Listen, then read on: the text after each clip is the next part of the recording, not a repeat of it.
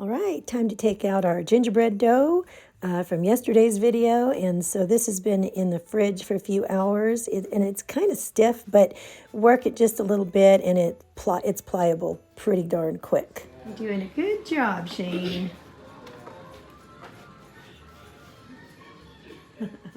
This is a good sturdy dough for kids to work with, but it still stays kind of soft when you bake it. Don't forget to preheat the oven at 375. We're going to cook them for about 10 minutes. And look at how perfect they are. They came out absolutely perfect, not burned in the least bit, really just tasty, and they smell just wonderful.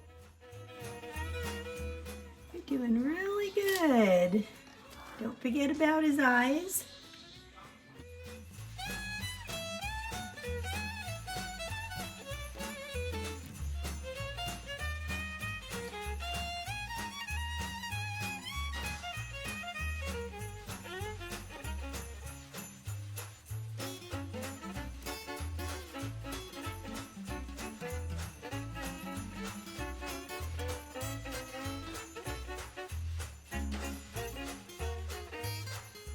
These came out so good, and they were a lot of fun to put together. And you just throw all kinds of stuff on top. M&M's, marshmallows, that was mine right there.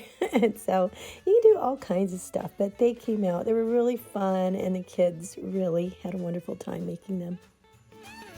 Hi guys, good morning. This is still Vlogmas day 10, I believe.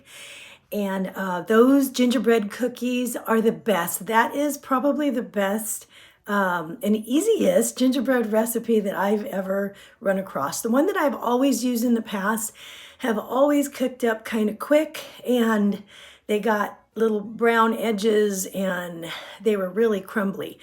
These ones they stay soft enough that they're like a moist gingerbread cookie, but they are hard enough so that you can drill a little hole through it. I know I should have put the holes in before we baked them, but I forgot. So I just took a little toothpick and drilled a little hole and then put a little bit of kitchen string through it, and you could put a ribbon or whatever. I know this is a funny looking one, and those can go hang up as an ornament if you want to. I'm going to let the kids do this today, and they're very, very good to eat. We used to put little gingerbread men on our Christmas trees, and then our older dog Bella, who's passed now, she would always steal one every now and then, and that was really sweet.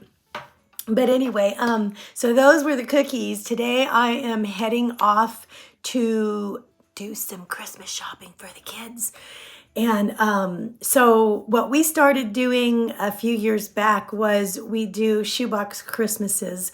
So we do try to every year participate in like Operation Christmas Child, where we send off shoeboxes that go overseas somewhere to a child who would benefit from that. And so we started doing that ourselves, where we give a shoebox to our kids as well, because they thought that was kind of exciting, and we fill it with as many cute little personal things as we can that I love picking them out because they all have to fit in a box. And so they each get a box from us, from mom and dad. And also we choose names. So the people in our family will choose one person to buy for each other. And we have a cap of $30 on that so that it doesn't tax their budgets. And then on top of that, my husband and I will pick a very special, kind of like a large wow gift, and we give one to each child. And then there's presents that come in from cousins and relatives and things like that. And so that's what we do. When our eldest was young, Calvin was young, and now he's 33. We didn't really, you know what I mean? We kind of just like would get him as many gifts as we could. We only had the one child back then, so it wasn't too much, and we didn't really have a rhyme or reason to how we were doing that. And when you do it that way, for me, it's kind of hard to know where to stop. You know what I mean? Like, how much is enough? And we kind of didn't want to get into that, especially with 3 young at home.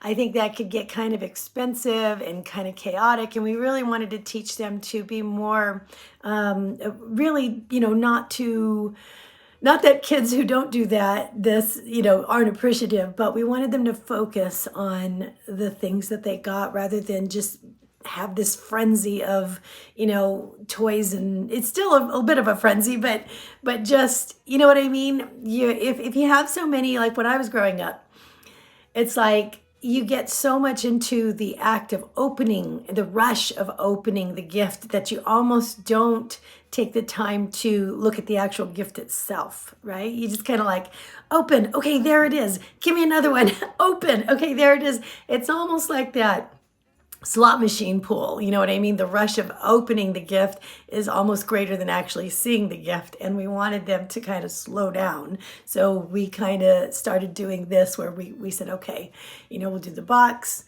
then they get a whole bunch of little gifts, and then they get the one gift, and then they get the one gift that's from that person that chose their name, and they know that they had to search high and low for that gift. And so it ends up, what we've noticed is that it means a lot, and it really brings that person closer to that other person. And it's like a communication, a silent communication that happened between those two people that drew the names. So I really like the way that works for us. And it's, everybody's different. Everybody does it in a different way.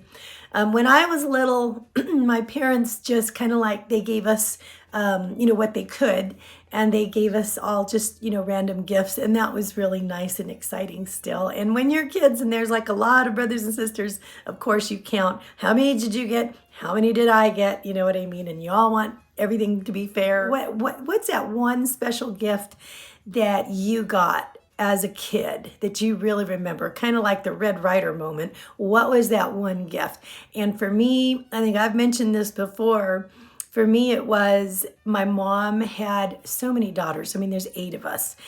And she wanted to give us something special. And of course, she was on a real tight budget, right? She wanted to give us each something special. And she went to the thrift store at some point. I don't even know when she bought these, but she bought us each a different doll. And she cleaned it up and just, made it look real. She made clothes for these dolls, really cute little clothes. And then she wrapped them up. And I remember being asleep in bed, and she came in and she would put it under our pillow. She put that special gift under our pillow because it was just from her heart. And I remember seeing her do that, and it touched me. I will never forget that night, that sight that it looked like. And when I opened it up in the morning, it was one of those dolls. I forgot what they're called. I'll have to look it up, and then if I can find it, I'll put it on the screen here.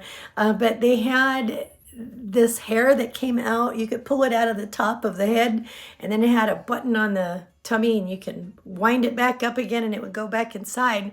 She got one of those for me and one for my younger sister Vivian. My younger sister Viv had it, somebody gave it a haircut already, but mine, I still had the hair in it. And I loved that doll so much. It was my favorite childhood toy. I named her Nancy.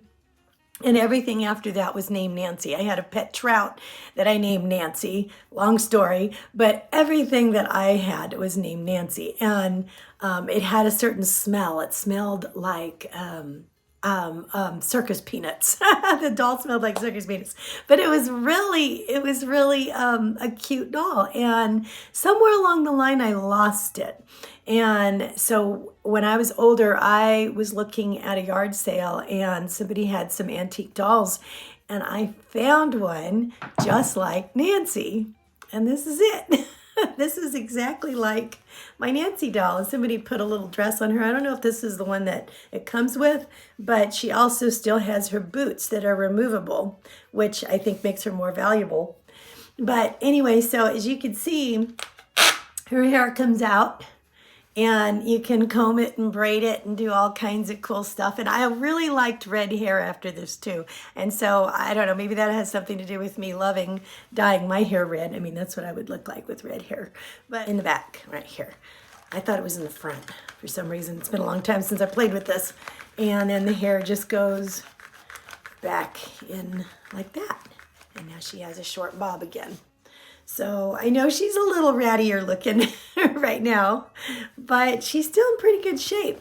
I think somebody tried to clean off one of her cheeks, and so she's got a little bit of a spot, so she might need a little airbrushing right there again. But her eyes still open and close, and she has all her lashes, and she looks really good actually. So this is Nancy, and I just had to get her because of that memory, and this reminds me of my mom. Anyway, that was the best childhood gift that I got. What's your best childhood gift memory? I want to know down in the description box, what was your favorite toy that you got as a child? All right, guys, I'm going to let you go. This is Vlogmas Day 10, and I'll see you in the next one. Bye.